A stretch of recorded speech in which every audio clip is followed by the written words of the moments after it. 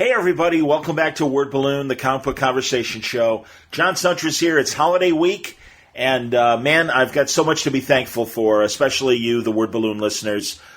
Great feedback. 2019 has really been an incredible year, and I have you to thank for it. Questions or comments about the show, reach me via email, john@wordballoon.com. I keep getting great email from listeners. Thank you very much for the encouragement and the support. Follow me on Twitter under John Word Balloon. Follow me on Facebook under my name, John Suntress, and also the Word Balloon Network. And, of course, I've got my YouTube channel. Lots of videos up there, more coming, right under Word Balloon. Check it out. And it's going to be a whole week of fantastic episodes of new conversations and classic old conversations. Great feedback about the old stuff as well. I thank you. Thank you for listening to all the commercials. I've got one more commercial before the show starts, and then we'll get underway. But as always, I thank you for your attention and the support. Thanks very much. Hey everybody, welcome back to Word Balloon. Happy holidays. John Suntress here. It's Thanksgiving weekend, and I meant to put this out on Friday, but got a little busy. So coming out on the weekend, Saturday and Sunday for your listening pleasure, 2 great episodes of Word Balloon with new creators. Mathew Klickstein is joining us. Mathew is doing a great series for Aftershock called You Are Obsolete. It's kind of a play on the Children of the Corn, Children of the Damned kind of trope, but is given a 21st century spin. Social media very much part of the story, and it's really fun. It's a very subversive horror book that I think is very funny in its presentation, and I also think is very clever in its storytelling. Yeah, it's an Aftershock book, and you know Aftershock is one of my sponsors here at Word Balloon, but it's really funny, and I really have enjoyed it. And it was really fun talking to Mathew, not only about You Are Obsolete, but he's written several books that I think are really, really interesting. Among them, Slimed, an oral history of Nickelodeon's golden age, really telling the beginnings of cable. I mean, Nickelodeon even preceded MTV as far as early cable channels. And we talk about that and some of the behind the secrets of Nickelodeon. Also, he co-wrote Springfield Confidential, which is outright lies from a lifetime writing for The Simpsons. He co-wrote it with his buddy Mike Reese. Mike is one of the great Simpson writers who have been there since day one and have amazing stories. Also, being Mr. Skin. Yes, the internet pioneer, Mr. Skin, who's actually been on Word Balloon before and likely will be again. He helped him co-write his autobiography. And also, he's got a new novel called Selling Nostalgia that is very much autobiographical in its presentation, but it's pretty cool, man. It's kind of something that I can very much relate to, and that is being a media person of the old guard. In Mathew's case, he was a film critic for regional newspapers. We talk a bit about that. And also just trying to cover this new social media world with its stars and new opportunities. Pretty cool stuff, man. A really interesting novel from Past Hill, part of Simon & Schuster. And also they did the Mr. Skin book as well. And HarperCollins, Day Street, did the Springfield Confidential book. Having trouble talking today. But I really think you're going to enjoy this conversation. A lot of pop culture talk, but also a good look at You Are Obsolete from Aftershock Comics with Mathew Klickstein on today's Word Balloon. Well, as I said, Word Balloon is brought to you by Aftershock Comics, and You Are Obsolete is a prime example of some of the cool stories that are happening at Aftershock. Hey, I think they excel in horror, and I think you could find that in books like You Are Obsolete and also Dark Red from my buddy Tim Seeley, Animosity and Horde from Marguerite Bennett. Garth Ennis has some really great crime stories that have a supernatural horror kind of tinge to them. Cullen Bunn does as well. He is also doing the fine series Dark Ark with Juan Doe, which is a biblical telling of the ships that were part of the great flood that Noah had to deal with. Really interesting stuff there from Cullen Bunn. All the Aftershock books, I think, have really interesting, strong premises. They have great art, great storytelling, and they are worthy of your attention. Go to their website. You will find full story descriptions, preview pages, and the diamond codes on how to order these books through your local shop at AftershockComics.com. Mathew is incredibly grateful to Aftershock for putting out You Are Obsolete, and you will hear him praise them greatly in this conversation. I just want to tell you ahead of time. Word Balloon also brought to you by the League of Word Balloon listeners. Thanks a lot, League, for your support. It really means a lot. Holiday season, very thankful for your support and subscribing via Patreon. It's the end of the month, and again, I thank you very much for your subscriptions. Word Balloon will be free. It's always free, but if you like what I do here and want to help out the cause, go to patreon.com/wordballoon or click on the Patreon ad on the front page of wordballoon.com.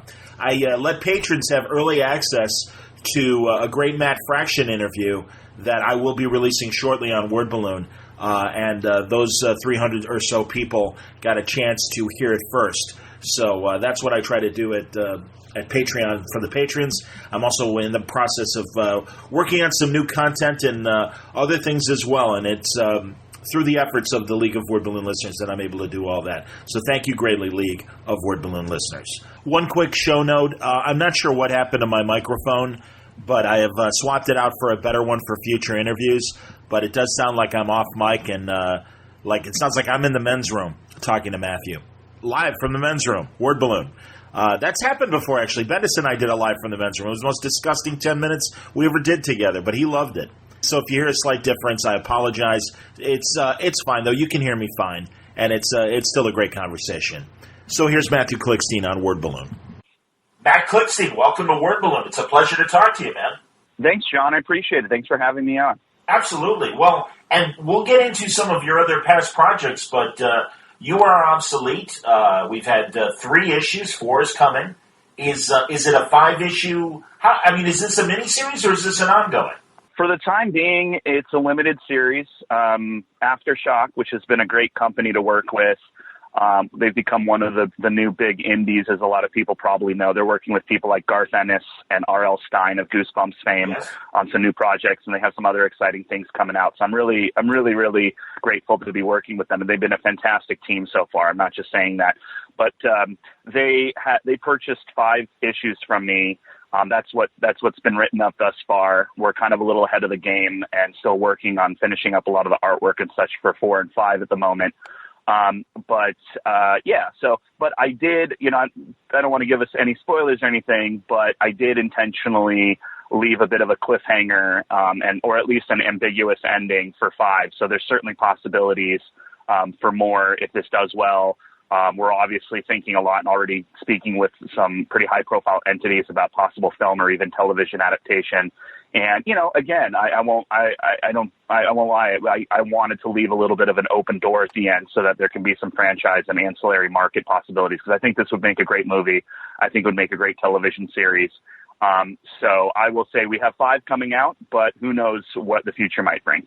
Well, and I congratulate you, because I think it has that kind of horror feel to it, so it doesn't surprise me that it's probably going to have some sort of scary, ambiguous kind of ending or to it and everything. I don't know how you'll feel about the comparisons, but it's kind of a 21st century Children of the Corn that obviously is very aware of where we are as far as a society goes, social media, and certainly the tech generation. And I also think it's prescient in the way that it kind of pits the various generations against each other as well. Absolutely. And, it's funny. From day one, we've been kind of pitching this as a modern day Children of the Corn, swapping out religion or the Bible for technology, and particularly social media and cell phone usage. And there are people who say, boy, this seems a lot like Children of the Corn. I think that's a fine IP or fine material to be kind of basing this off of. And I'm totally shameless about that. Yeah, no, this is definitely a kind of, and what's fun is, and you can see it in the series, I wanted to point out and name certain other properties. We talk a lot about Wicker Man, the original, of course.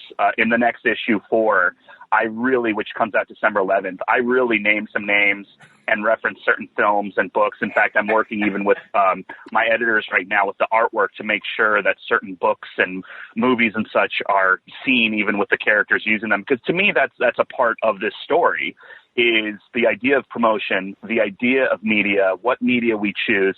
And, I don't want to go in a whole rant and rave about this, and I've written about this before for outlets like Wired and whatnot. It's a big part of my career. But we are an era where instead of looking to religion or to government or even family now, so many of us do look to pop culture icons. Yep. As, people use Star Wars as like their Bible, or people look to comedians or certain actors or things as sort of a guide for their own lives.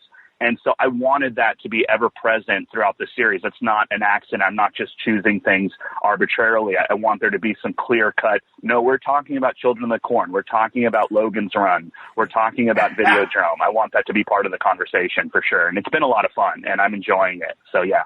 Well, and also, honestly, and I've noticed this too with even a film like Joker, the great thing is that I think a younger generation may not be aware of some of the building blocks that go into a new story that takes an old trope, and then puts a modern spin on it. So that's when I compare it to obviously Children of the Corn, I'm glad you own up to it, and but it is its own story. Yeah. And again, it's only the beginning. And I mean, really, now I'll let you give the elevator pitch, but essentially, this is something wrong with the children, and a reporter discovers that much like the original Children of the Corn and stuff, the kids seem to be in control of this town. Right. And, it's important to know, too, and I'm very familiar with a lot of these movies and even books. I mean, I not only grew up loving both the old and the new. Village of the Damned is another example. Yes. I think both of them are actually quite good. But I, at a point a few years ago, read the original novel, The Midwich Cuckoos, which really focuses much more on the psychology of what was going on. And I absolutely adored it and loved it. And the big umbrella on all of this, of course, is the foundation of this entire scene, which is, I would say, Twilight Zone.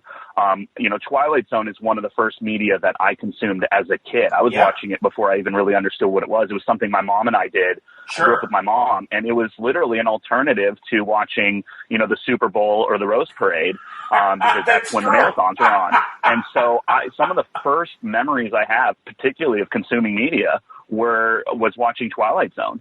And so that has a big, big impact on this series, on my life and career. I feel like I'm oftentimes basically just redoing tropes from Twilight Zone. And so, none of this is that new on a larger level. And certainly there's other movies like The Bad Seed, there's The Omen. Yes. I even went back and watched certain films. A friend of mine told me about this great film from Spain in 1973 called Who Could Kill a Child?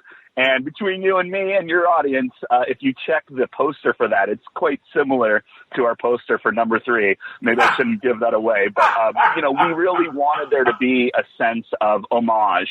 And by the way, I would recommend, of some of the ones I just talked about, I know most people haven't heard of or seen Who Could Kill a Child, the Spanish film. It was actually kind of hard for me to find a version of it to watch, but I thought it was really good, really enjoyable. And again, we have things like Logan's Run, obviously, sure. Even a little bit of Soylent Green as far as the ageism and generation gaps. Yes. And there's been so many great films and books over the years about technology and the way technology changes us. Another thing I grew up on that was a little over my head when I was a kid, but I kept going back to, were materials like a lot of George Orwell, as well as, of course, the big one there, Aldous Huxley's Brave New World. Absolutely. So, I make no bones about the fact that I'm greatly influenced and inspired by these classics, and they're great works to be inspired by. I've probably read Lord of the Flies about 1 million times. I've probably read Animal Farm about 1 million times. I mean, they are a large part of my worldview.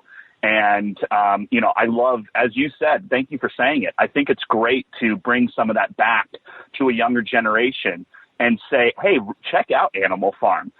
Check out Children of the Corn. Check out Videodrome. These are great works. I hope people will check out Who Could Kill a Child, the 1973 Spanish film. It's hard to find, but go watch it. It's a great film and has a lot of connection to what's going on right now in our society and a lot of the questions and discussions happening. So I think this is really important for people to be talking about these things for sure. And I'm glad this comic book series can open that up.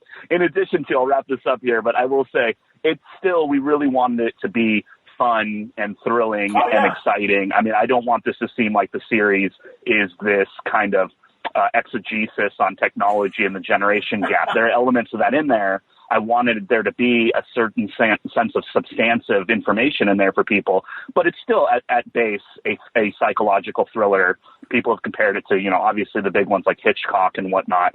And that's important for me. And I think all these materials we're talking about do the same thing. Brave New World is a great book. Animal Farm is a great book. The original Fahrenheit 451 is a great book. There's not just really good ideas in there. It's good storytelling. It's good character development. And I really hope and believe that we did the same thing with You Are Obsolete. I completely agree. And boy, I am glad that you mentioned Twilight Zone and It's a Good Life, that's the episode that I'm thinking of. And certainly, of course, in the art of your book, a lot of the adults have that same kind of look on their faces, and in the Eastern European town where all this is all happening and everything. And again, that's another thing. You're pretty prescient, although maybe when you were creating this, we were aware of Eastern European techies and hackers out there and stuff. And so it even has a flavor of literally what's happening in the headlines right now. John, it's been really funny. I actually, the truth be told, this was originally a 3-page pitch for a film about a year before I even sold it to Aftershock. So, yeah, this has been up in the ether in my world for almost 2 years now. And get going on it for the comic book in earnest until about 6 months ago. But before that, I had an idea of what the story would be, where it would be going, and so forth. And it's fascinating, and I have to say, a little bit vindicating to see, even in this last almost 2 years that I've been developing the project, how much has been coming out. I've actually made little tweaks and changes just in certain content because certain things have lined up with what's happening. And I would agree with you.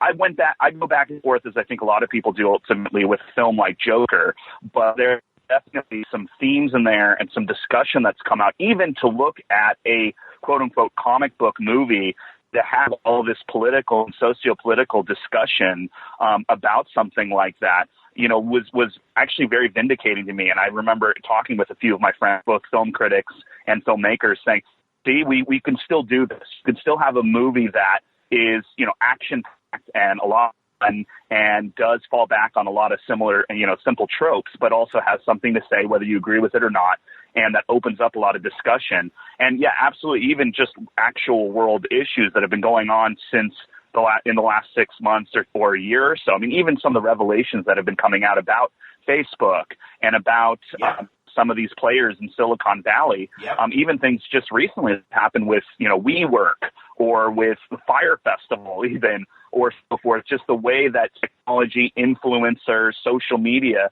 is affecting our lives. And this has happened since I had already started working on the series and kind of knew where it was going. So it's been really interesting watching that happen. So even this whole debate with, what is OK Boomer meme I was going and there, that man. kind of stuff. Yes. Yeah, of course. I mean, I'm watching that going, that's what my comic book series is about. 100%, man. So it's been really fun watching that happen and how these things line up in our real world or in other big pop culture iconography like Joker and certain other films. I mean, Assassination Nation was a great film that was very similar to what was going on in my comic book series. The movie Midsummer, on a kind of religious and socio-political level, very, very similar. Actually, if a movie were ever made of You Are Obsolete, I would see it as a combination of Assassination Nation and Midsummer. And both those movies came out after I was already, putting together You Are Obsolete. And I just said, yep, there it is. I knew it. This would be really good. That's so it's been exciting watching that happen. That's great, man. So I am interested in your artist, Yevgeny Bornyakov. Now, how did you guys get together? How did you find him, or were you paired up by Aftershock? How did this happen? Evgeny is a genius. This is my first comic book series ever. And, like I said, I wasn't even intending originally for this to be a comic book series. It's how it ended up working out as the idea. I'm constantly pitching ideas all the time, and some of them become books, and some of them become podcasts, and some of them become movies or whatever. This one became a comic book series just through some friends of mine who are in the industry and suggested I go to Aftershock, and they loved the idea, and we went with it. So they're actually working with Evgeny on their end. I do everything through my editor, who's fantastic, Christina Harrington, and also, of course, the executive editor at Aftershock, Mike Martz, who has been fantastic too, and has kind of been helping me out as a first timer.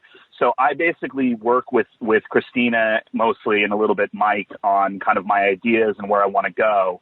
And then they basically inform Evgeny, as well as our fantastic colorist, Lauren Appy. But it is very specific. And one of the reasons I think that this has been working so well is because I do come from the world of film and television. So I know how to put together a really good screenplay. And basically I wrote all the scripts like I was describing storyboards. So I was very, very specific in how I wanted Evgeny and Lauren to do everything. And, but Evgeny works so fast.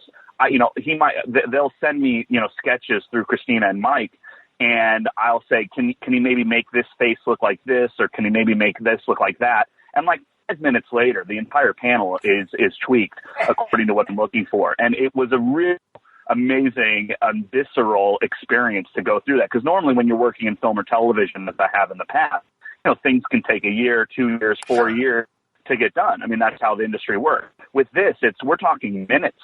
Evgeny is a machine, and I mean that in the best way. It's been really, really refreshing to work with in that. I love film and television too. I like the slowness of it sometimes. I think that's important, but it's been really fun to just have an idea and boom. I'll sometimes, have a dream about something or think something up, and I'll email Christina and say, hey, can we change that one panel to look like this? Or can you do this with that? Or this might solve this problem we've been dealing with. And, 15 minutes later, they're sending me something that Evgeny did, and it's friggin' perfect. I mean, it's been great. So, it's the best of both worlds. I have full agency over it. I feel very much like the director/producer on this project in addition to the writer. But, I have someone on the other end, Evgeny, and again, Lauren, the colorist, who's also fantastic and works very fast too, to do exactly what I want and make it look extremely slick and professional. And I've been so pleased with this process. I feel a little bit like I should have been in comics all along. I mean, this is everything I've ever wanted in a creative process, and I love the collaboration aspect of it. But yeah, I've actually not even talked with Evgeny once. I met Lauren in New York when I went there for some stuff over around Comic-Con back in this last October, but we just happened to be at the same after party at the same time, and she was really cool, and that was fun talking with her. But no, I'm basically doing everything.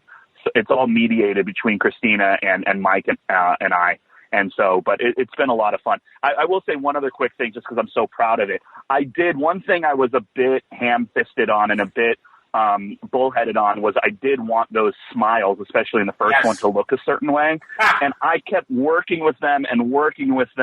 I actually started feeling a little bad. Like, am I focusing on this too much? But you know what? Almost all of the reviews, most of them were really, really good for the first one, brought up those smiles. Oh, yeah. And I sat there and I said, okay, I'm glad that I worked with them on that so much, because that was very important to get those smiles correct. And ultimately, Evgeny did such a good job with it. But that took a while to kind of get there. So those are the kinds of things. Sometimes I have to be very fixated on really small things like that, but it's important. And he's really good at doing it in the end. I've been very, very pleased with him. Very pleased. Oh, it looks amazing. Absolutely, man. And you're right. No, the smiles are important, and they are kind of a through line in terms of the impact that the children have on the adults as they fear their 40th birthday. It's a great concept, and also it doesn't surprise me to hear yourself as someone who has written screenplays, obviously, and other things for television, and that it's always. In fact, I just posted an interview that I had done years ago with Jerry Conway. Who's done a lot of television and film work, and then also, but started in comics, came back to comics after a very successful TV career, because, as they all say, it's like we get to get our ideas on paper and visualized in a way that it doesn't happen in film and television, because, of course, the director puts his fingerprints on it. Sometimes the screenplay is adapted on the set and changed and things like that. So I can appreciate that, and obviously I hear the joy in your voice that it's looking the way that you want it to. And that's got to be very satisfying. And again, the good news is it's a great series. It's really fun to read. Yeah, no, I do feel very grateful. I've had many friends in the comic book industry over the years. Almost all of them had suggested I go to Aftershock. I again, maybe a little bit just for yourself and for your listeners, but one of my good friends, Tim Seeley, that I actually know through the Trauma world originally. He's one of the people that suggested I go to Aftershock. And again, I know him from the Troma world because I used to do some stuff with Troma, and I still have a lot of friends there as well. And, love Lloyd Kaufman. He's a close friend. Lloyd Kaufman's one of my favorite people ever. That's great. And so Tim suggested I go to Aftershock, but Tim and I have talked about maybe doing like a joint signing or something like that, perhaps sometime in the near future. Oh, great. Since we both have books out at the same time. He's, of course, doing Dark Red right now is his main one. I know he's working on a few others, and I have You Are Obsolete, and they're both out through Aftershock. So we've been talking about that. I have some other friends in the field as well. It really has made me feel not only that this is a great industry to work with on an artistic level, but just community-wise, I've really enjoyed everybody that I've been working with. And I feel so grateful. I mean, we were talking about what a genius Evgeny is. Well, that was because Christina and Mike brought him on, and they brought on Andy Clark to do the covers. Cool. And, me being a total novice and a newbie, I had no idea who Andy Clark was. But when I told friends of mine in the industry, they basically said, not only is Andy great, but wow, Aftershock must have a lot of faith in this project because he's one of the tops in the business. And congratulations. And sure enough, the covers are just fantastic. I've worked again with them on specifically how I want it to look and what I want it to be. But Andy's been doing such a sensational job on making the covers look like how I would like and how I envision. At first, I won't lie, John, at first it was actually a little bit strange for me and a little uncomfortable because I just kept saying, wow, they are getting exactly what's in my head. They're getting exactly what I'm thinking about. There is imagery in the comic books that are from nightmares of mine. I mean, I had certain specific images that I woke up and I wrote down what I saw, and then I'm telling Christina and Mike how I want it to look so they can tell Evgeny and Lauren and Andy, and they come back to me and I go, what are they doing in my head? They made it. That's exactly what I was having a nightmare about. And so it's amazing. And it was, I kind of had to get used to it. It was a little unnerving how well they were adapting what I wanted it to look like. And some of these things were from dreams and nightmares of mine. So it's been a real fantastic process. And I very much hope I can continue doing comic books. I'm already talking with them about some other ideas. So, we'll see what happens. But I've been very, very pleased with everything across the board, including everything Aftershock's been doing. So it's very, and again, as my listeners well know, Aftershock is a sponsor here at Word Balloon. But again, here's a firsthand example of a creator that's come to them and clearly is enjoying the deal, so that's cool. I mean, I hear the enthusiasm in your voice and in your voice. No, this is not. So look, there's the occasional butting heads like anything else, and there's sure. disagreements and discussions as with any creative process. But you can hear it in my voice, and I would say something otherwise, or I certainly wouldn't go as deep into this. I'm very, very pleased, and like I said, even just community-wise, I feel very welcomed. I know. I've said this in other interviews too, but I know that each, realm of media has its own fiefdom and its own hierarchy and its own kind of social mores and that kind of thing.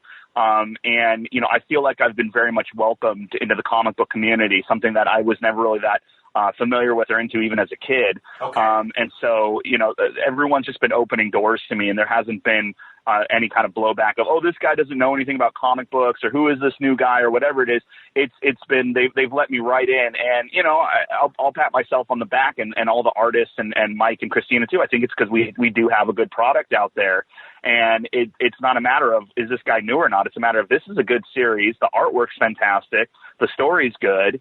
We want to see what happens next. And who cares that this guy, has never really done this before. So it's been nice how friendly people have been in the reviews, the people that I've met, the people that I've been working with, and just how supportive Aftershock has been through the whole process.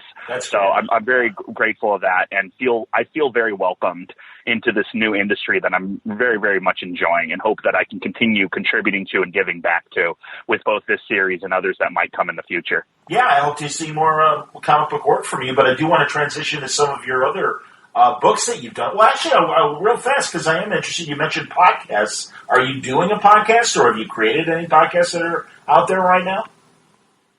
Yes. It's funny, and we talked about this too when we were originally having discussions about marketing and promotion for You Are Obsolete.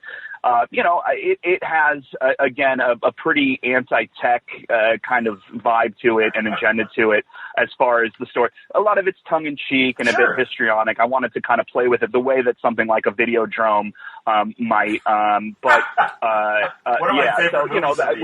We're fine with that. I mean, it does have its own little bias to it, just because that's what the story's about. That's fine. So we're having some difficulty going, gee, how do we promote this on social media? How do we market this on social media? Which, for good or ill, is an important part, obviously, to promote and market it. So we were coming up with all these different ideas and such. And admittedly, I personally do not engage in social media really, aside from LinkedIn, just because of job stuff and whatnot. But I do have a website that I would suggest people go to if they are interested in me and my work in the past that I keep quite up to date. It's MathewKlickstein.com, MathewKlickstein. And through that, you can see some of the sub-pages that have information about You Are Obsolete, some of my other projects. But that does include a podcast that I've been actually running off and on for the last almost 5 years now called Nertz, Nertz.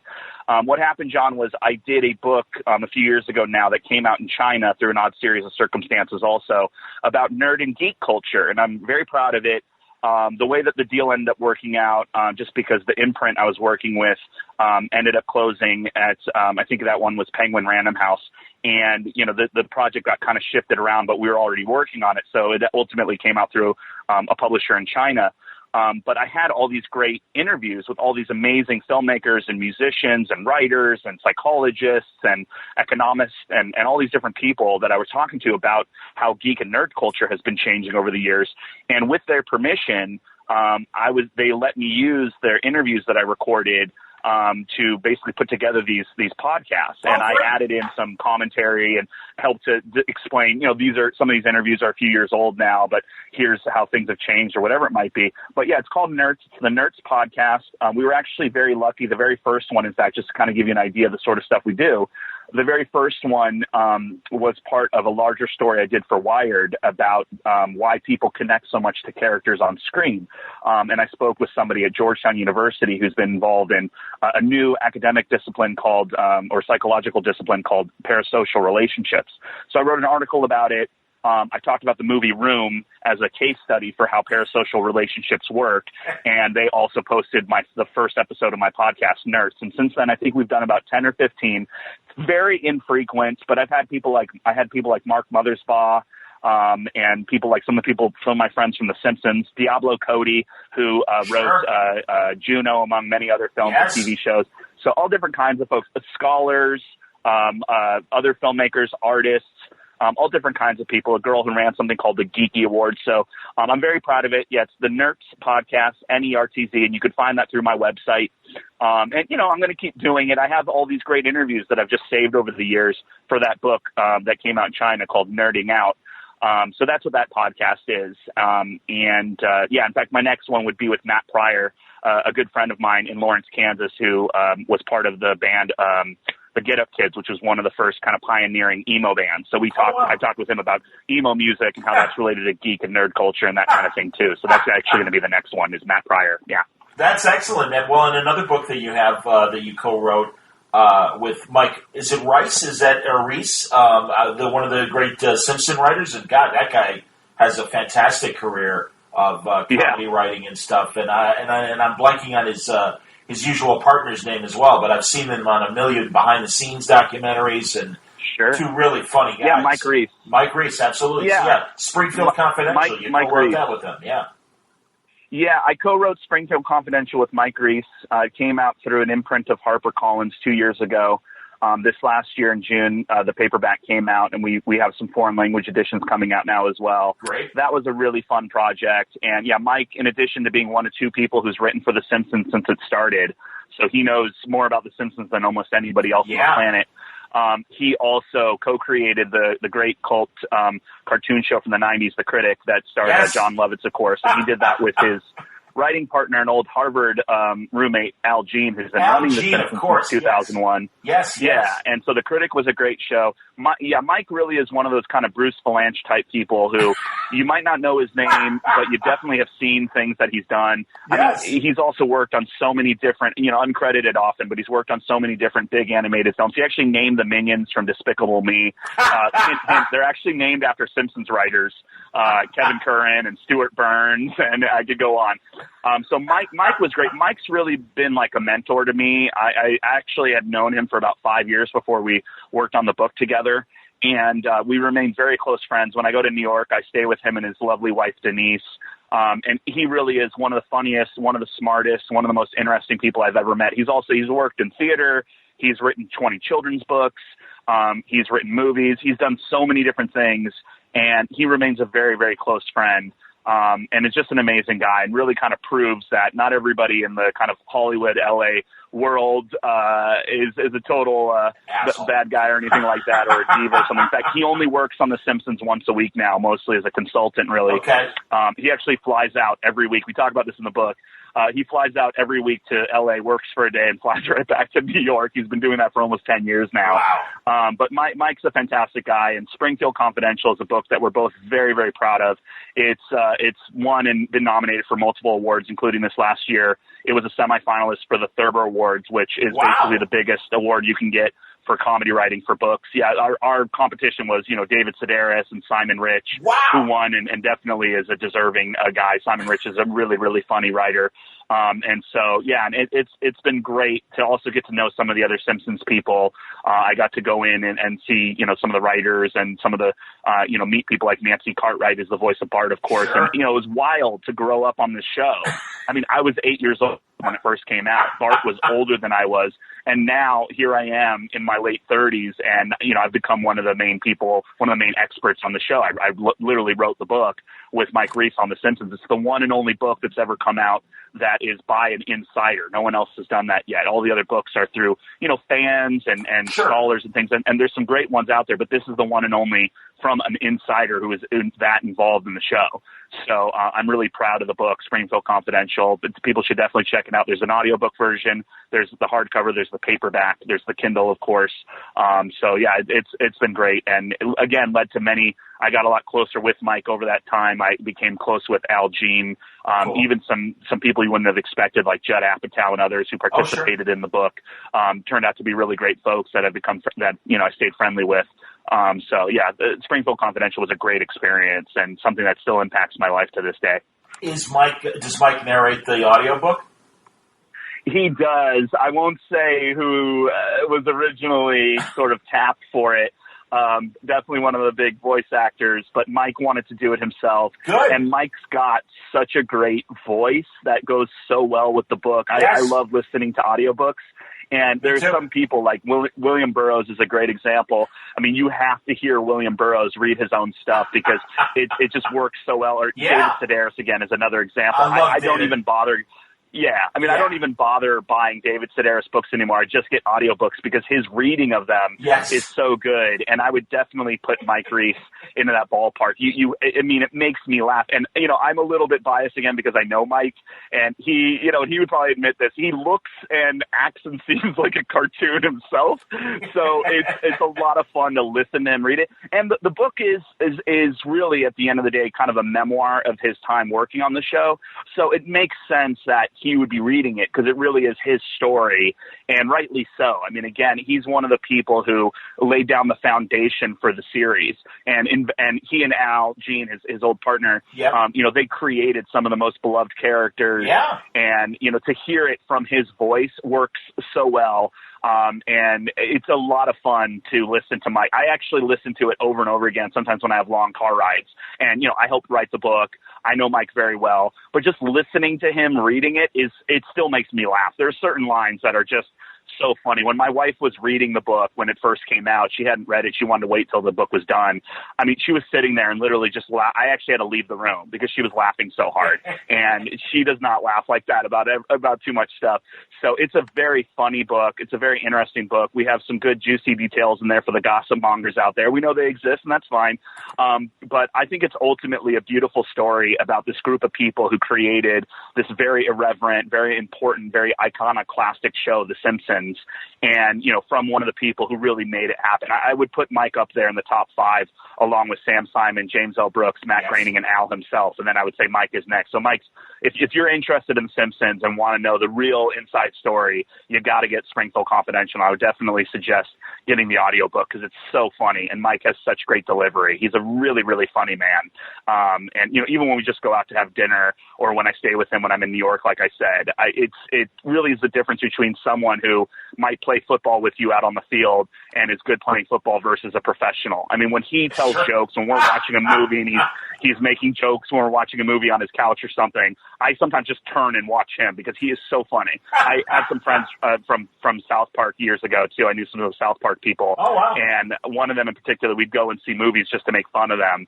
And I would move in my chair and just watch her because she was so incredibly funny, heckling the movie. And it's like, well, this is what you do for a living, so I'm going to enjoy this, So professionals in that field you can really tell the difference between someone who is funny for a living and someone who is just really funny and a buddy of yours. And Mike is both those things. So, yeah. That's awesome, man. No, that's really good. Hey, don't kid yourself. Audible will be getting a purchase from me because I'll definitely be getting the audio version of the book. Now, another book that I think the listeners might be interested in, too, is Slimed, The Oral History of Nickelodeon's Golden Age from a few years back. That's a cool project. Yeah. That was really my first big book. I had done a few smaller projects when I was younger through some much smaller independent publishers when I was younger. But Slime was really the first big break for me. It came out through an imprint of Penguin Random House. Penguin was very involved at that time. In fact, at that time, it was still just Penguin. They were separate from Random House. The merger happened after that.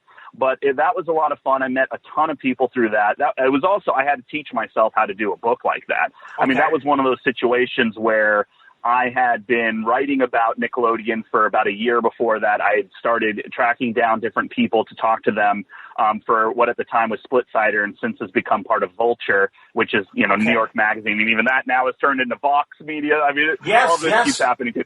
But the point is, so obviously the book deal started coming together. And once that happened, it was one of those moments of, oh boy, I get to do the book on Nickelodeon. And then immediately it was followed by, how do you even do that? Sure. So, I mean, the hardest thing for that was tracking everybody down because at that time there really was no other book or documentary or movie or blog or whatever about the background in Nickelodeon. In fact, we had some trouble selling it because there was an element of, does anyone even care about this anymore? This was really before a lot of the Nickelodeon nostalgia stuff started kicking in, and really just right at the start of some of the 80s, 90s nostalgia stuff. You have to remember this was like 2010, 2011. So, that changeover to, okay, now nostalgia is about 80s, 90s was just starting to happen. Yep. So I really didn't have a lot of places to go to say, well, where do I even start?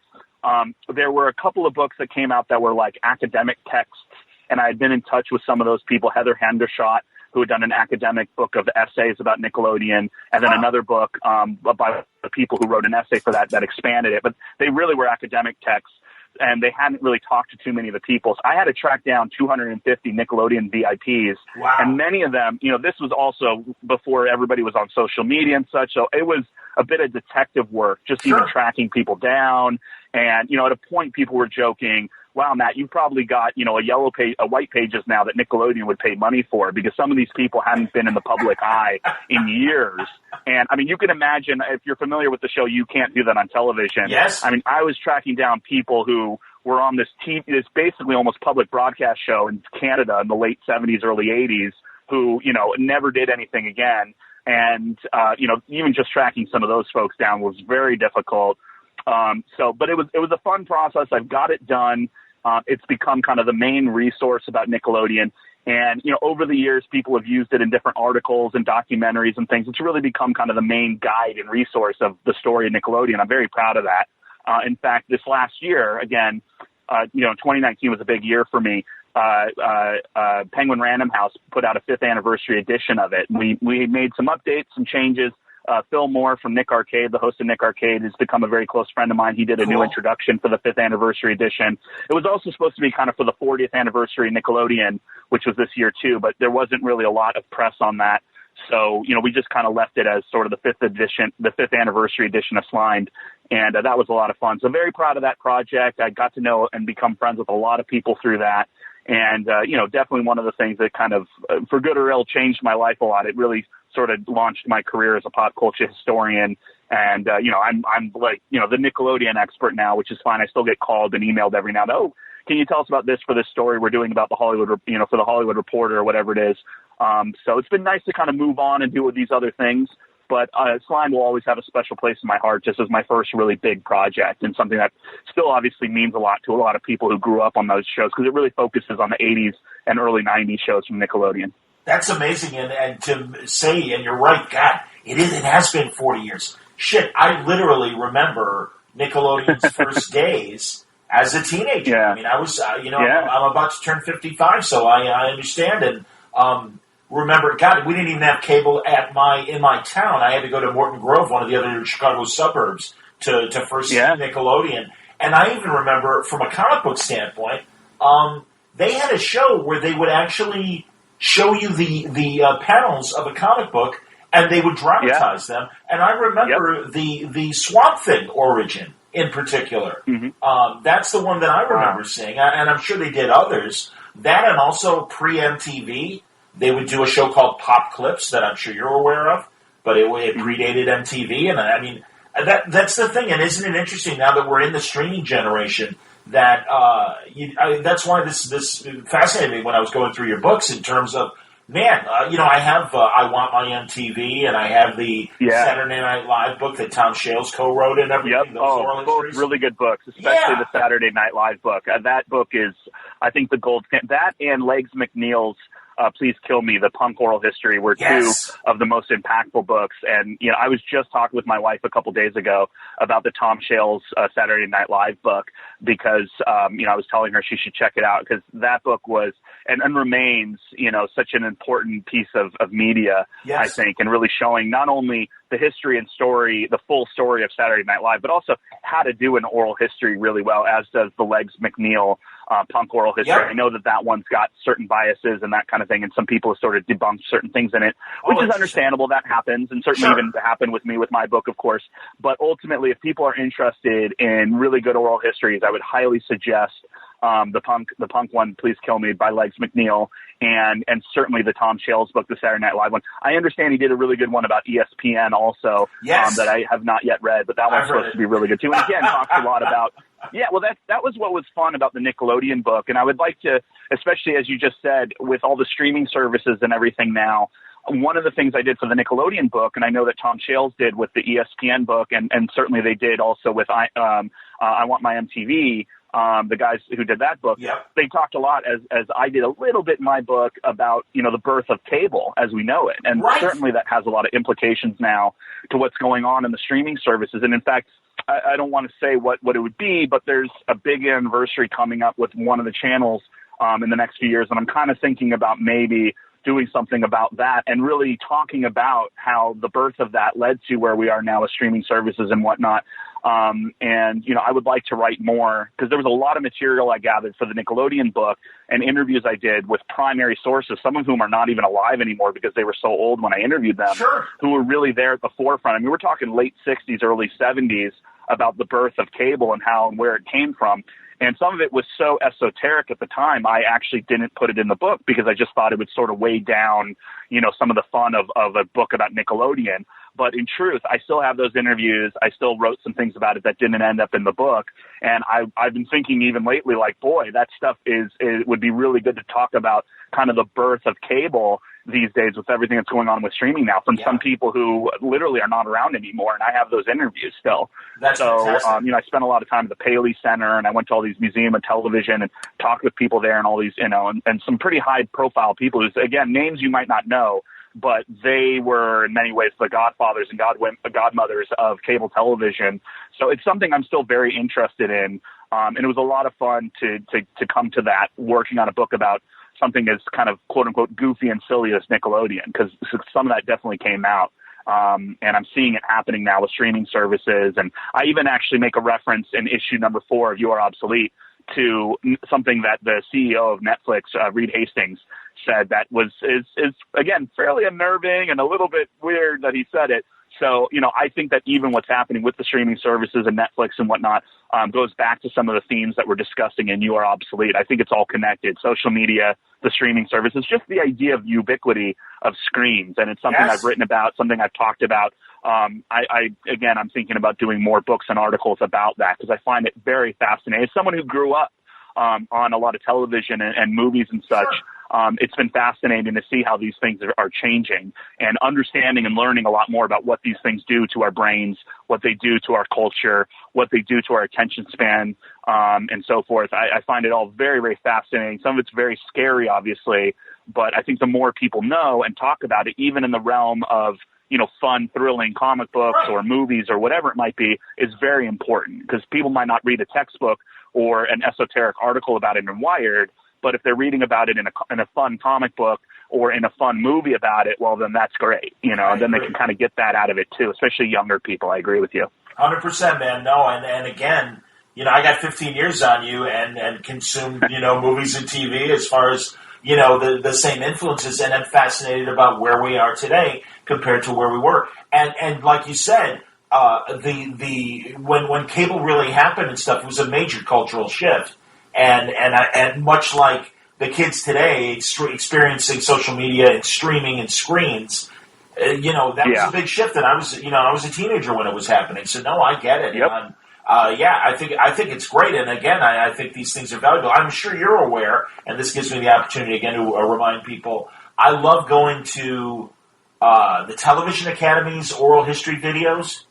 Yep. Because as you mentioned, some of the executives and behind-the-scenes people that they may not know their names, but they have the stories and really understand how things came together. Those videos are amazing, and I constantly go back and especially find myself more. I mean, I'm fine with the stars, but honestly, it's really more interesting, and I always go to the writers because the writers are the keepers of character and story.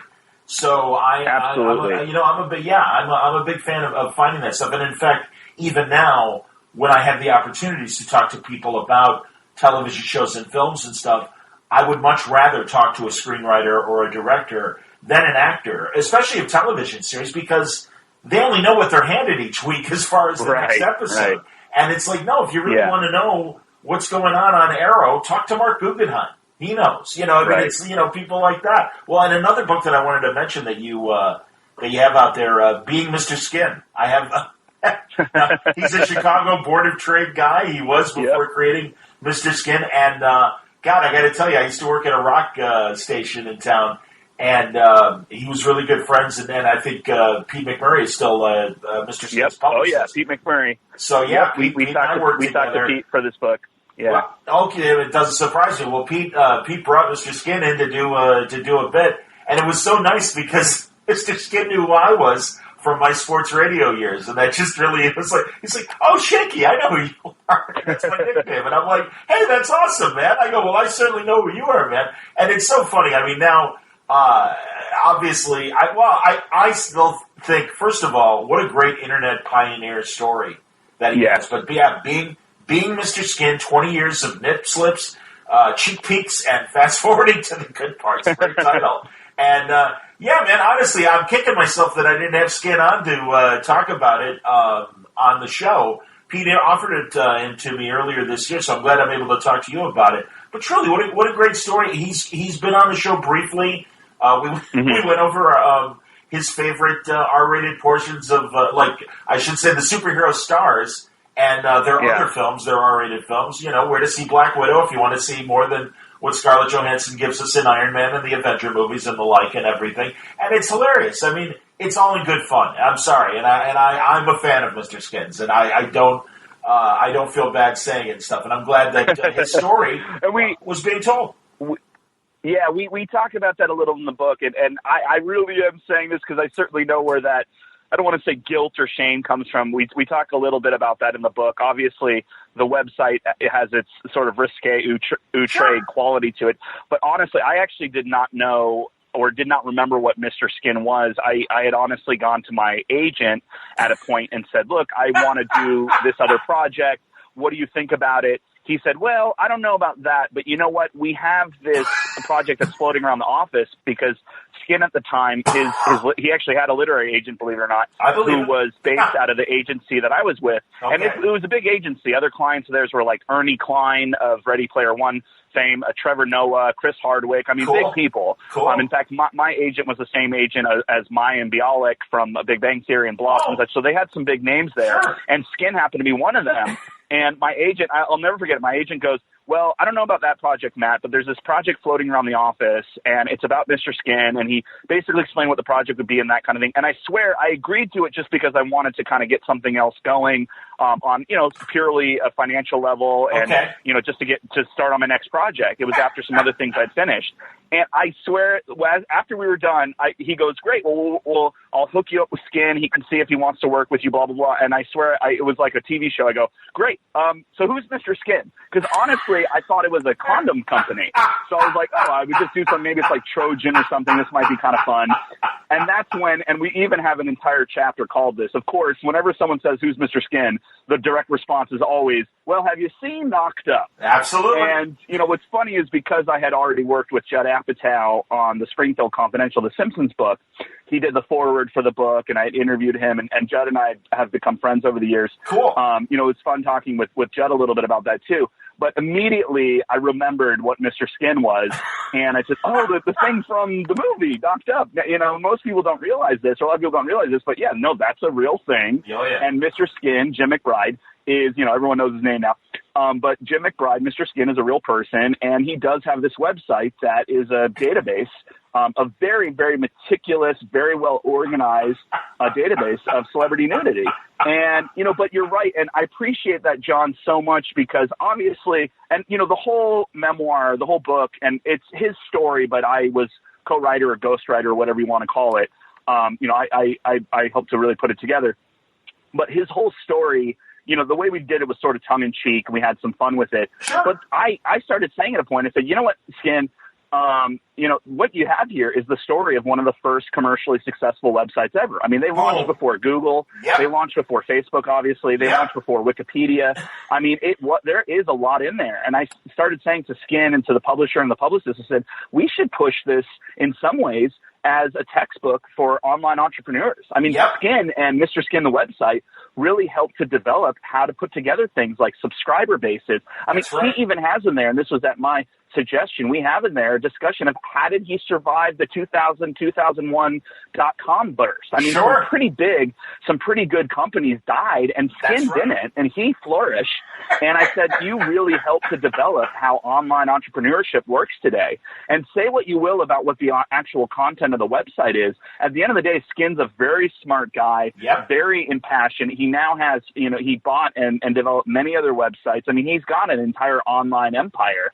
And whether you're into what he does on his website or not, this is a guy who knows what he's doing and knows how to be commercially and promotionally successful. And I think it says even a lot, even with something that maybe not everybody's going to be into, he still was extremely successful and got himself into this big movie Knocked Up and, became a regular on Howard Stern, even back when Howard Stern was, one of the biggest things. Everybody in the world was listening to Howard Stern. That's right. We saw they had a joke about Mr. Skin on Family Guy about a year ago. Oh, that's right. It comes up on Saturday Night Live. It comes up on, other things. And we said, look what you did with this kind of silly, funny thing of that. And you know what? Now he has this huge office in Chicago. He's got an entire empire. He's got 30, 40 people work with him. But I will say, and anyone who's like, oh, well, you worked with him on the book, so of course you're going to speak nicely of him. But in truth, he really is the nicest person in the world, first of all. Yeah. But also, this because of the 30 or 40 people who help him run the company, almost all of them have been there since the beginning. I mean, they are friends of his. They are family. And it really is a situation where people love working with them. They love working for the company. Many of them, for those who are probably wondering the big question, many of them are women.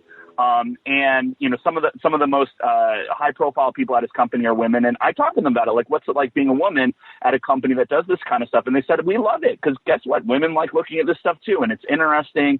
And the way even they deal with it is always in a very positive way. Yes. He got really good responses from people like Sarah Silverman and Anna Paquin and others who said, hey, it's nice to, look, there's nudity on film. It's nice to have a website like Mr. Skin that talks in such a positive way about it, that celebrates it. We talk a lot in the book about the importance of so many females now who are behind the camera making movies and making TV more than ever before. And many of them are choosing to have a lot of nudity in their films and presenting it in a very positive way too, and the empowering aspects of it. And, I got to say, people can think what they want. It's not BS. I mean, I got to know Skin. I got to know his wife, who's been with him even before he started the website. And some of, again, family and friends and such. I mean, his sister helps run HR. And, I've talked to them about this because we said, hey, politically and where the world is today, what are your thoughts? And they say, we think we're part of the good side of this. We're showing the positive ends of this. We're talking about the empowerment of these women behind the scenes. And guess what? That's at this company because some of the most high-profile people at the company are women too. So, I don't want to go in a whole defense about it, but it was really great to work with Skin and this project that I literally came onto as more or less an assignment, and I didn't really know much about it beforehand. And I came out the other side saying, you know what, I'm glad I worked on this. This is a great book. This is a great guy. This is a great company. And I'm glad that this kind of thing is out there. Adam Carolla, who's obviously very close with Skin too, and Skin's on his show a lot to do the forward. And Adam was fantastic too for the forward. But one of the things that was really exciting about this was, although I'm not really that into mainstream comics, I'm very into underground comics and have since I was younger. So one of my big heroes was is Johnny Ryan. Sure. Through another person who actually kind of helped to consult on the project, Mike McPadden, who is one of Skin's main writers for years, he knew Johnny.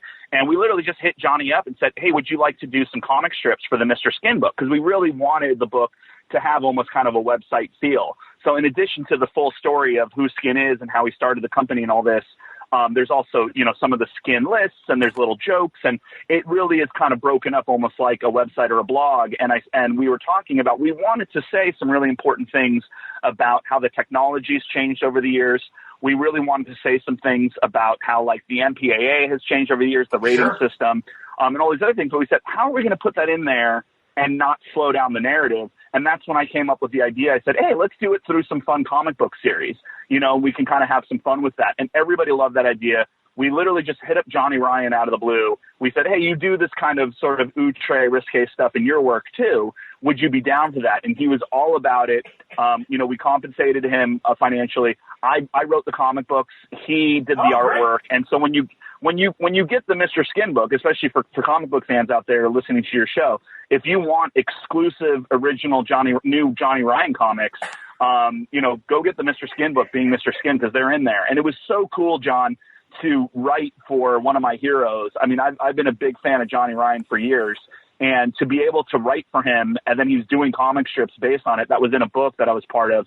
That was really satisfying, and it was great. Again, Skin was totally cool about it. He loved the way they looked, and you know what?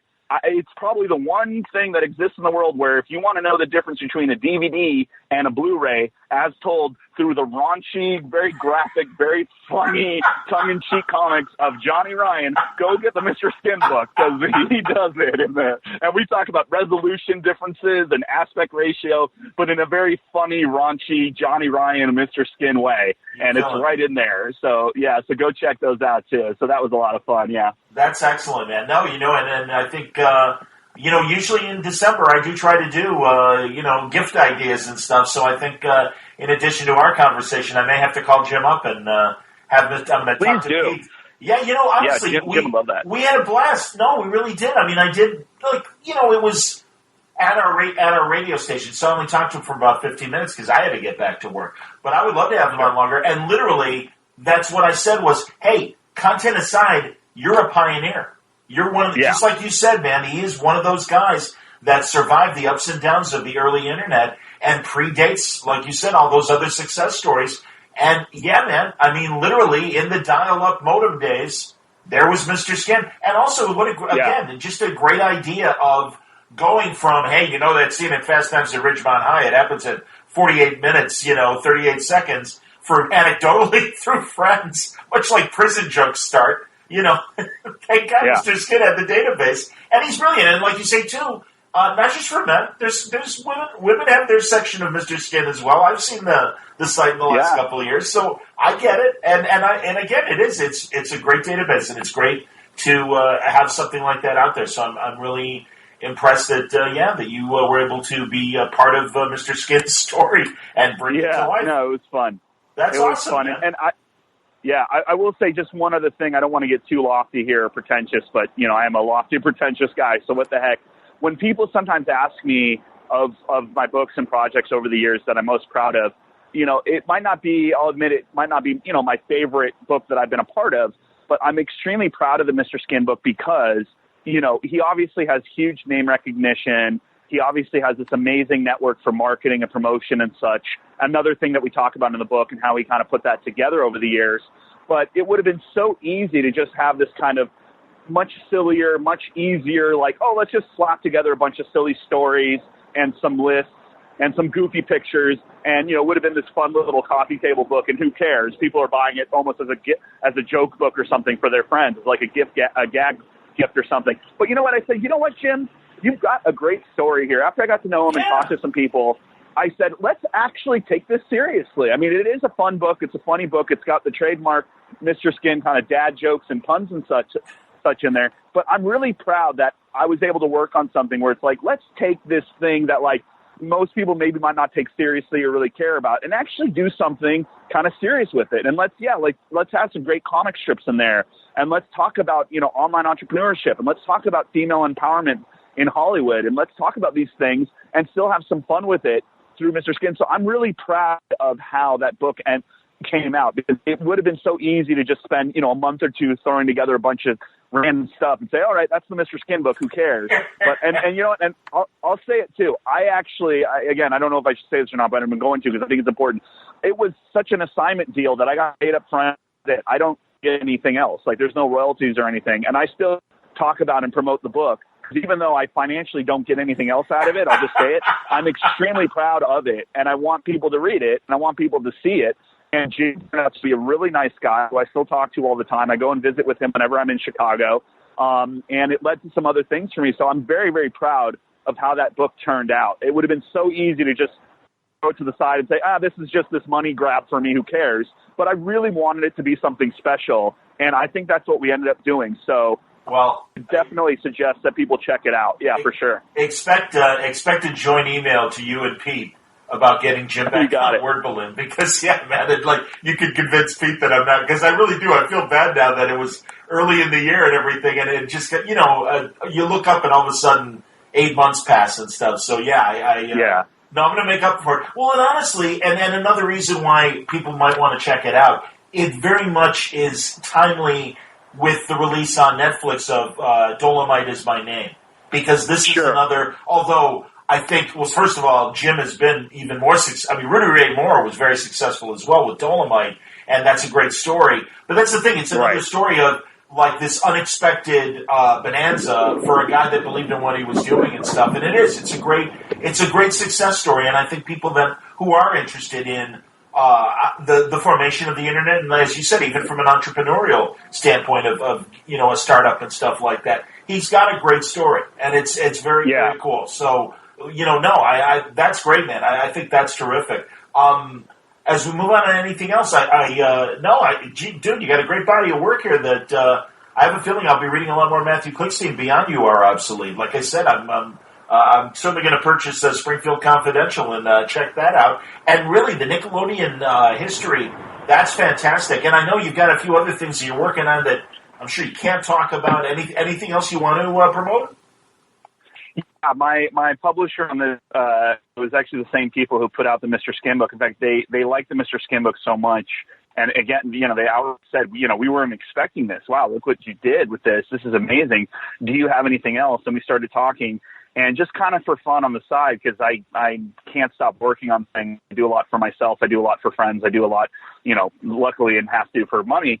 But I had been picking at a novel on the side, actually during a lot of the time I was working on the Mr. Skin book, just because I kind of wanted to do something while I was working on that project, and ended up with a novel that I honestly wasn't even thinking of doing anything with. It was really kind of for myself, and a lot of ideas and thoughts and experiences that I had had and that friends of mine had had who were in this kind of geek culture, nerd culture, kind of pop culture history world, because a lot of my friends write these same kinds of books about Back to the Future or the Food Network or whatever it might be, and do, these documentaries and things like that. So there's sort of a little bit of a group of us that all kind of know each other and then friends with one another.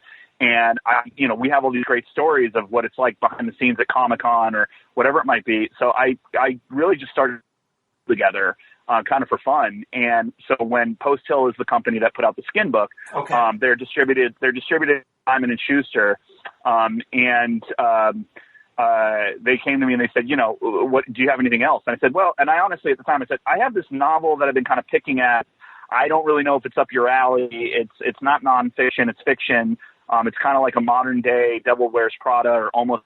It's kind of like tells the story of someone like myself. Again, it's based on a lot of my experiences and experiences of friends of mine, but what that's kind of like to be the guy who's helping to write the Mr. Skin book, or helping to write the Simpsons book, or helping to do some of the other documentary or TV stuff that I've done over the years, talking about all these different pop culture things or whatnot, what that's like to be the guy on the sidelines who's kind of writing about it, very much like a Devil Wears Prada or Almost Famous. And they said, sure, why don't you send it along? And so I sent them a couple of chapters. They loved it.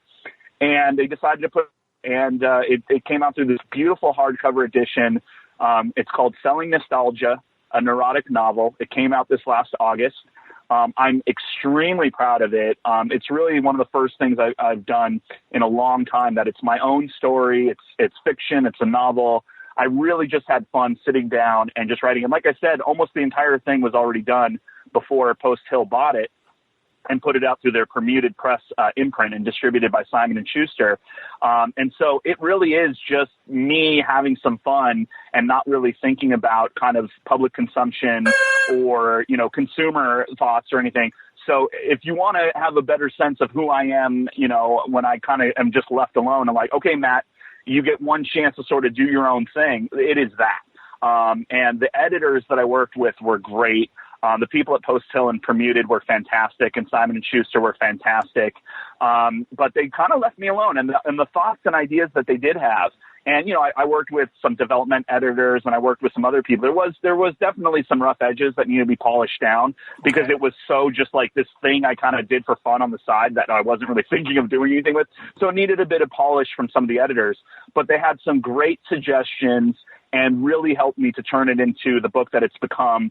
I even cut out like the last 70 or 80 pages just because it became a little bit tiresome toward the end. So now it ends on a really fun note. But I would highly, highly recommend it. Another good Christmas or Hanukkah or Kwanzaa or whatever holiday book that you want to get it as for a gift. But it's called Selling Nostalgia, a Neurotic Novel. Selling Nostalgia, a Neurotic Novel. I'm extremely proud of it. Like, one of the blurbs that we got on there through my friend Mark Mothersbaugh, Devo, of course, was Mathew Klickstein might be the geek guru of the 21st century. And, as a few people told me, you can't do much better with that than that. When you're getting it from the king geek himself, Mark Mothersbaugh, saying something like that, I'm really proud of it. The cover looks great, and it's got a lot of really fun pop culture nostalgia in it. And it also, at the same time, though, very much like You Are Obsolete Again, I think does speak very much to what's going on these days with pop culture nostalgia itself, with reunions, with reboots, with social media, with how marketing and promotion has changed, with how we connect to these characters on screen. I named some names in it, but, most of it is fiction.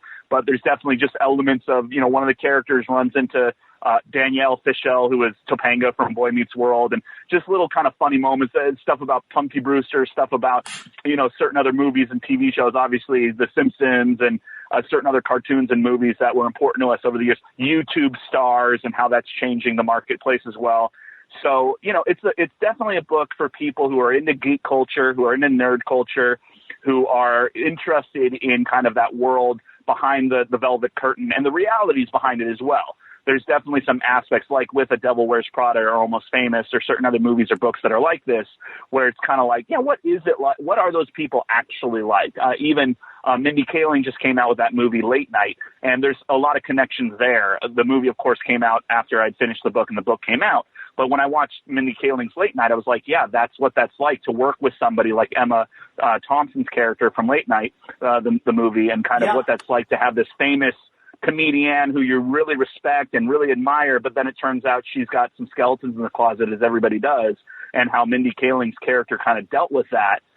So there's a lot of that. So when I saw Late Night, I actually, again, said, wow, I was sort of right with selling nostalgia in my novel, because there were a lot of similar themes and ideas and sort of what the realities are like. Some of them brutal, some of them a little depressing and scary behind the scenes of some of our heroes that we look up to in these movies and TV shows and these stand-up comics and things. It's I will say, you might notice sort of a running theme here, and it's kind of happened by accident, but I've been doing this kind of work now for almost 20 years, articles, books, movies, TV shows, and really, whether it's fiction or nonfiction, it seems that just by happenstance, I end up focusing on the realities behind these sort of pop culture icons and these TV shows and movies that have helped to raise us and helped to make us the people we are today. And what's it actually like behind the scenes, and some of those contradictions that exist and some of those nuances that exist. And I would never want to be, a kind of gotcha journalist or a tabloid journalist or anything like that. I was very careful in all the things I did, even with the Mr. Skin book, frankly, certainly with the Nickelodeon book, to kind of be mindful of that. I didn't want to be a TMZ type of a person. Yeah. But I do get into some of the sort of darker and realistic and contradictory elements behind things that you wouldn't really expect from, like, Nickelodeon or Disney or whatever it is. And certainly a lot of those things have been coming up more and more over the years as people are taking these things more seriously. It's been interesting kind of watching over the last 2 decades how a lot more people are doing the kinds of things that I've done. And I was certainly not the first either, but I think I was part of that first wave of this kind of version of it with the 80s and 90s nostalgia stuff, and kind of looking back and saying, gee, let's revisit Wonder Years, or let's revisit The Little Mermaid, and kind of look at it from a different perspective and kind of think about it in these new ways and how it connects with who we are now, how it helps to raise who we are now. Because again, we're all in our 30s and 40s now. Many of the people who grew up on these shows are 50s or whatever. And we can kind of see how these things impacted us, how they affected us. And as you said, John, to wrap this part of it up a little bit too, there's a big difference between someone who is writing these op-eds or someone who's writing these listicles or someone who's writing kind of, here's what I feel or think about these things, versus what I try to do as much as possible, which is, let's actually talk to the people who made them. Yep. Let's actually, it's one thing to just say, well, here's what I think about the latest episode of Simpsons or South Park. I feel it's really important that we still do our best. So, let's go and talk to the people who created South Park and Simpsons. Now, I'm well aware of the realities of that, unfortunately, now, where so much media now has to, quote unquote, come out a lot faster and a lot more often. So people just simply don't have the time to schedule those interviews or whatever it might be. But I think it's really important for people like myself and many of my friends out there, Cassine Gaines, Alan Salkin, Ryan Britt, I have all these different friends who do this kind of work also, who spend a year, 2, 3, 4 years writing these books, making these movies.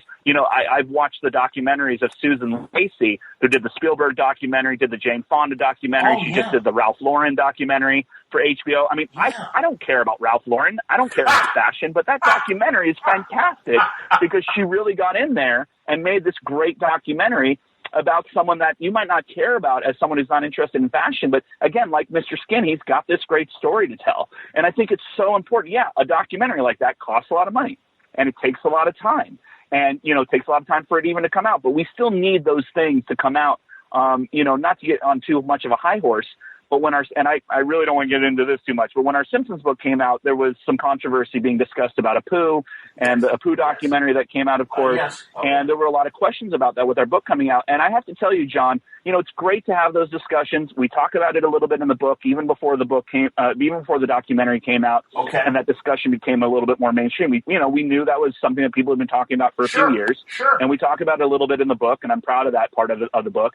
But it was disappointing and disheartening to see how many of these quote unquote articles that were coming out, some of them through really big outlets and big media outlets.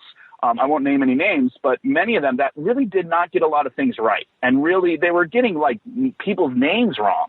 They were getting like dates wrong. They weren't talking about certain things. And we kind of kept shaking our hands going, hey guys, like we just wrote a book about this with the people who actually created the show. Does anyone want to talk to us? Or, hey, there's, like, why not mention what's in this book that just came out that's doing really well? Or hey, how about actually talk to some of the people who were involved in the show or whatever it is. And it was sad as a journalist and sad as a documentarian and sad as somebody who cares about those things to see this information come out again through, some of the more high profile outlets that were simply, whether I agreed or not, they were getting a lot of things wrong. And that was really disheartening to see and to say, wow, people don't really care about the truth. They don't really care about, those kinds of things. And so I do think it's very important that we're still going to primary sources and we're taking the time to do the real investigative journalism that it takes to get that information out there and not just push something that's, here's what I feel about it, here's what I think about it. No, go and talk to those people. See what actually happened, what's actually going on. I think that's so important. So I'm very proud of the work that I do and that a lot of my friends do and that many other people, I don't know Susan Lacey, I have no connection to her, but I would suggest everybody see her documentaries. The documentary about Jane Fonda was really, really good. I love the work that Alex Gibney does. Alex Gibney's a documentarian as well, who does some really good work. Absolutely, my God. Yeah. And so, like my friend Andi Timiner, who did the documentary Dig about the Brian Jonestown massacre and the Dandy Warhol, she's a great documentarian. She's done some great documentaries over the last few years as well. Very provocative, somewhat controversial stuff. But, I think what she's doing is great and what she's done is great. So, those people are out there. You just have to go and look for it. And I think it's important to read these books. I think it's important to support them. I think it's, if people might have a problem with who Mr. Skin is or what he does, and, I don't like the idea of a website that's about, a celebrity in film or whatnot, that's fine. But you know what? Read the book. Like, see what he has to say about it. See what these other people have to say about it. See what people like, some of these actresses and filmmakers and such, some of whom we talked to for the book, some of whom have said these things on their own that we were able to use for stuff in the book, like interviews and things where they talk about Mr. Skin. See what they have to say about it before you make your decision, and certainly before you go and write an article about it. I won't name names, but there was a fairly defamatory article that came out about the book, and I could tell that the person who wrote it clearly really didn't read the book, clearly didn't really know who Mr. Skin was making these really strange speculations about when the book came out and why it came out, and just things that just simply weren't true. And it's kind of like, hey, guy, you might not like the idea of Mr. Skin, you might not like what he does on the website, but, you're getting a lot of things just plain wrong. Some of your facts aren't correct. And why didn't you bother talking to us? Why didn't you bother talking to Skin? Why didn't you bother talking to some of the people who we talked to for the book and actually get the information right? So I think that that's really important, that we're still, as consumers and as creators of content, doing our best to get things right, whether they're opinion-based or not, like at least get that information correct. And we're out there and they're out there, and trust me, I've interviewed thousands of people over the years. I've written articles, I've worked for all these different websites and magazines and TV shows and things. When you really need to get somebody, and when you really want to talk to them, almost every time they're available to you. Sure they are. Especially if you're doing good work.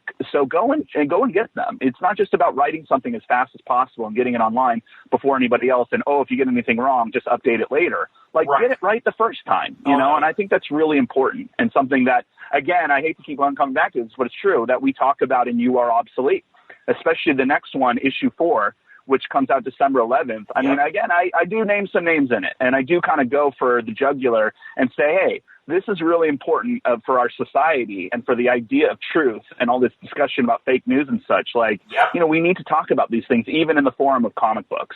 Well, and enough of the high horse, enough of the loftiness. But I need to get that out. Thank you for letting me say it all. Well, my high horse is in the same barn as yours, because really the edict you described with the documentarians, in my small way, that's what I try to do with this podcast. I go to the sources. Sure. And also, as you well know, beyond the bloggers and the online print that is out there, there's networks of YouTubers out there as well that are only talking about how media makes them feel, rather than, as you said, go to the source and get the straight story. And I see it in comics. I see it in certainly television and film, and we all see it now with the people who troll the successful movies and still find faults in them, and that's fine. I get it, but also yeah, I agree. I think you have a lot more weight when you confront the filmmaker, and you can do it in a polite way, and you can disagree and still go, okay, where were you coming from? Because I didn't see that, or whatever. This is, it's all art, and it's okay to react to art and have feelings about the art and everything, but it's another thing to come off like this is the correct feeling.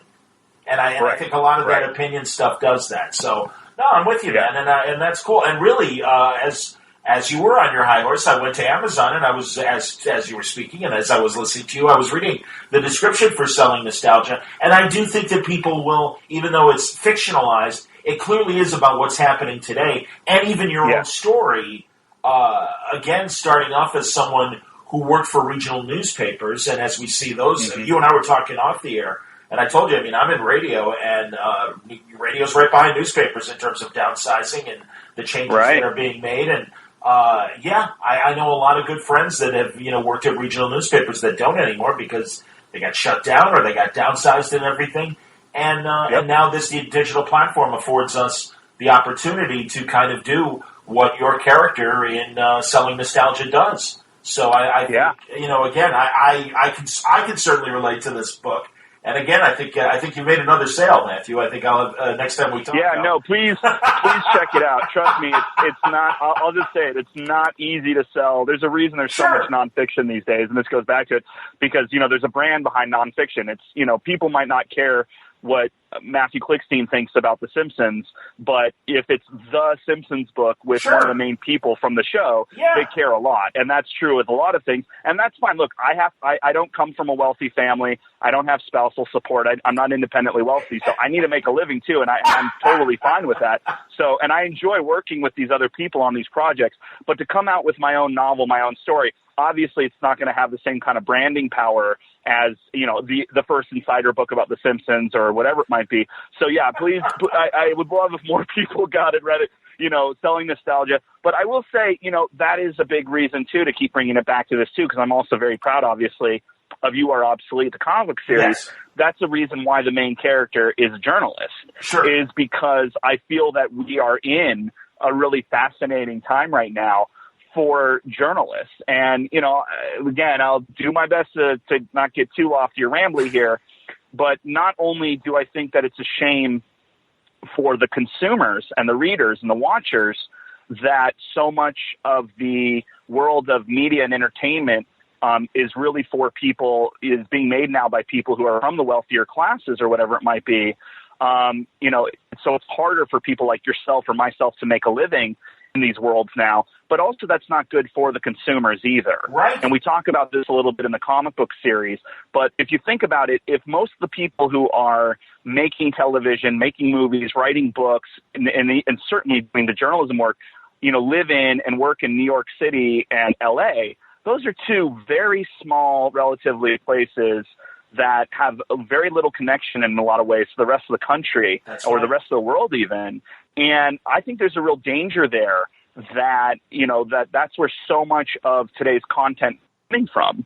And certainly also to live there, to live in either LA or New York City, you have to have a lot of money. You have to be making a lot of money have it from, family or spousal support or other places. And so I think that there's a real danger, and again, that not a lot of people are talking about, because the people who talk about these kinds of things are of that world. So of course, they're not going to speak ill of themselves. Well, yeah, they don't. But I do think it's a problem, not just for consumer. Yeah. So it's dangerous that so many of the people making things are from these wealthier classes or from these two very small parts of the country. And, it makes it harder for people like us. I don't want to live in LA. I don't want to live in New York. I lived in LA for 10 years. I lived in New York 3 different times. They're fine to visit and whatever, but I want to live in other parts of the country that I might like a little bit better, or that are a little quieter, that are certainly cheaper, which is a big part of it for many of us. And so, but if it makes it harder for me to live in Colorado or to live in Illinois or to live in Iowa or wherever it might be, or even a place like Chicago or wherever that's not LA or New York. Oh, no, it's a big difference. If it makes it harder to make movies or to make TV or write books or articles, that's a shame for the people creating stuff and the people consuming it, because it's a much smaller worldview. And I think that's really, really unfortunate and something that needs to be talked about more and something you really don't see people talk about, especially when they're discussing things like diverse voices and, getting things from different angles and points of view. It's like we need class to be a part of that discussion, and we need regionalism to be part of that discussion. I've really enjoyed living in places like Lawrence, Kansas, and Iowa City, and going to places like Omaha, Nebraska. I'm spending some time right now with my wife's family for the holidays in rural Illinois. Yep. And, it's nice going to bars and coffee shops and restaurants and talking to people and going to the gym. And like, those people have stories too. And and where are their stories, and so it's important that we get that stuff out there also. So, okay. End of high horse lofting this time, but I do think that's important stuff. And a lot of this does come up in my books and certainly even in You Are Obsolete.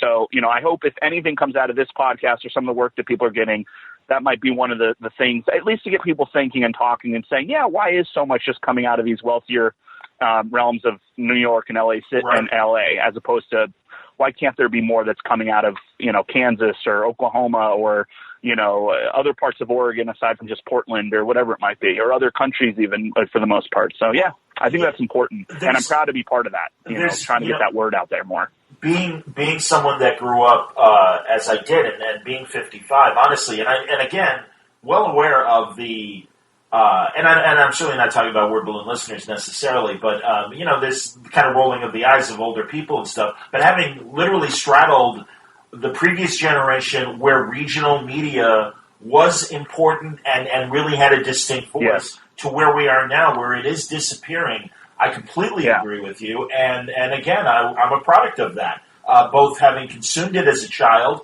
and being part of it in the 80s and 90s and early 2000s to where we are now and watching it disappear. So it is vital for that kind of regional media to exist.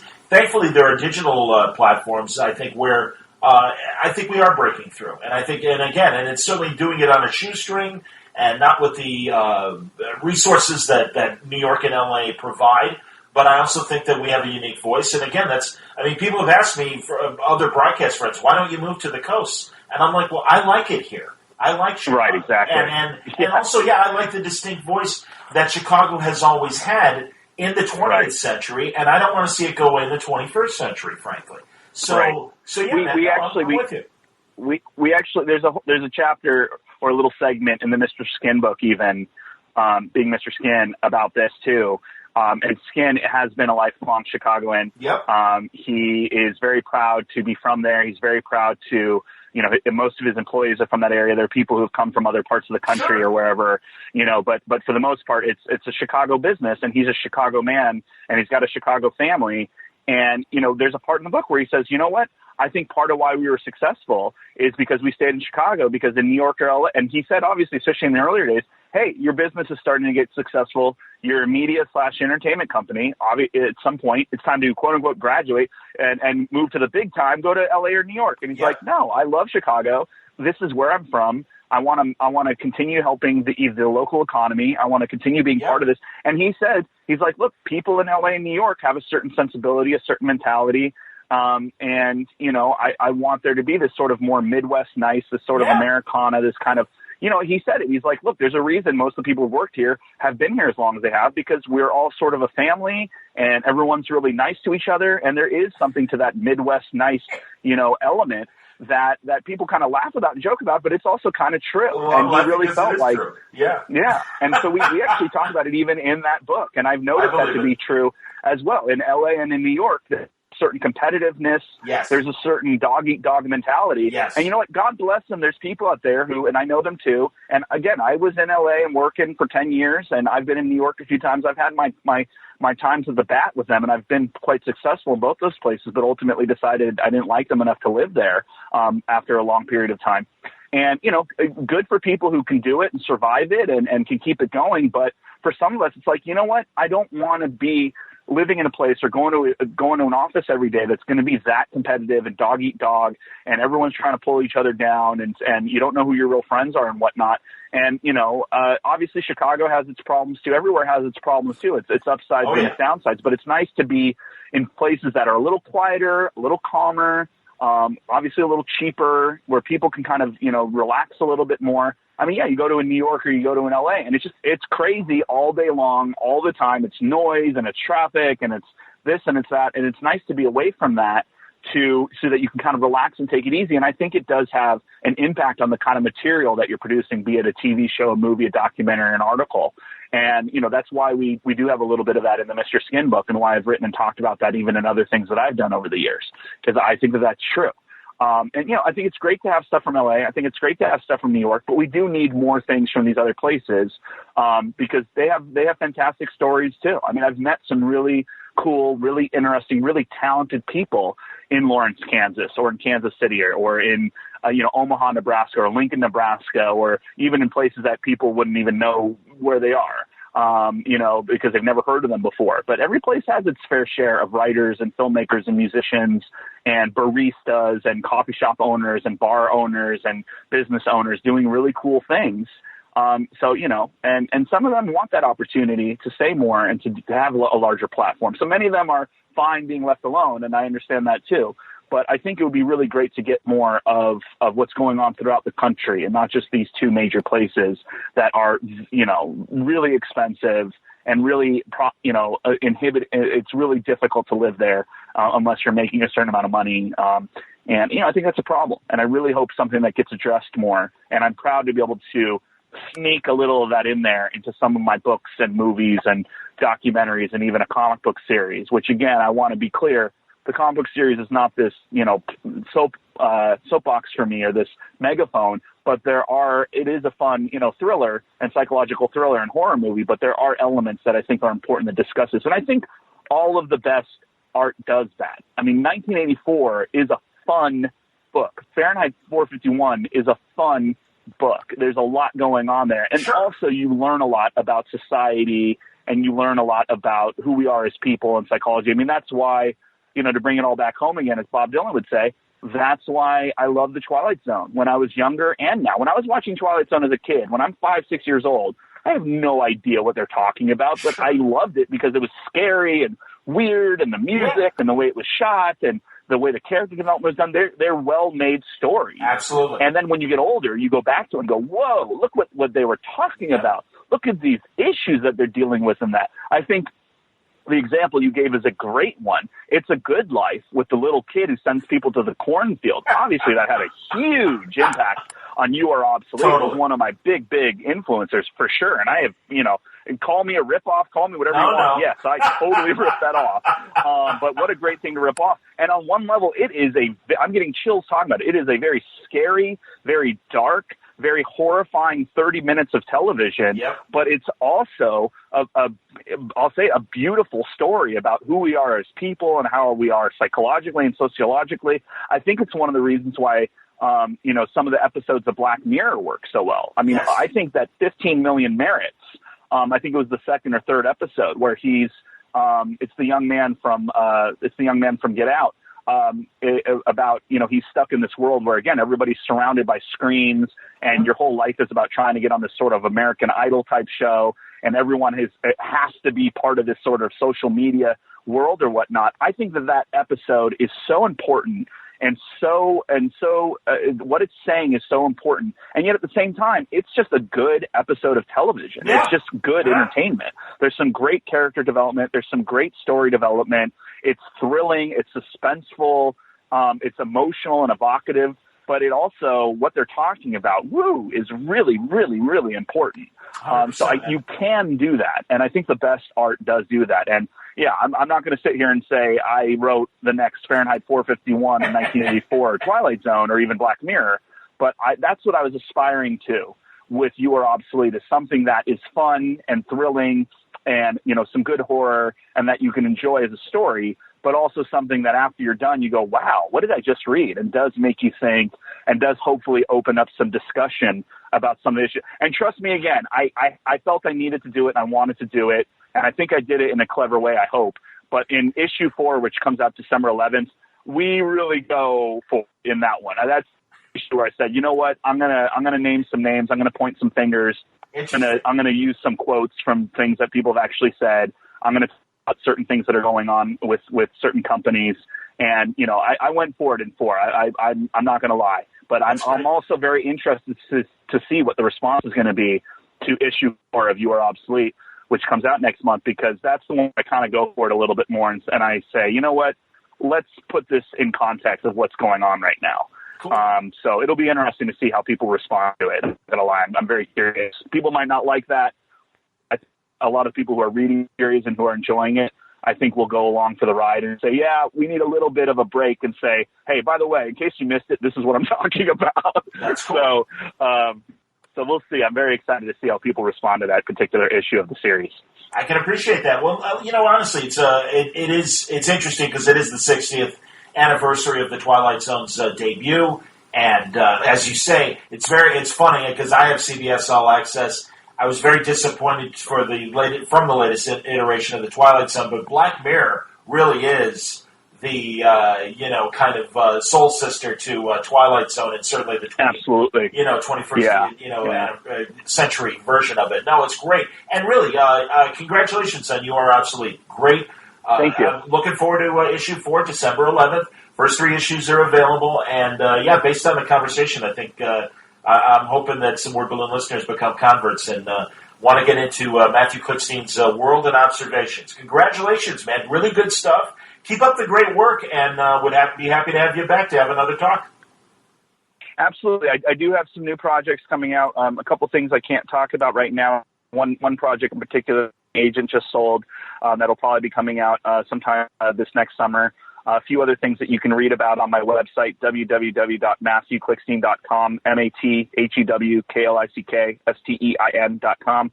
And I do keep it updated.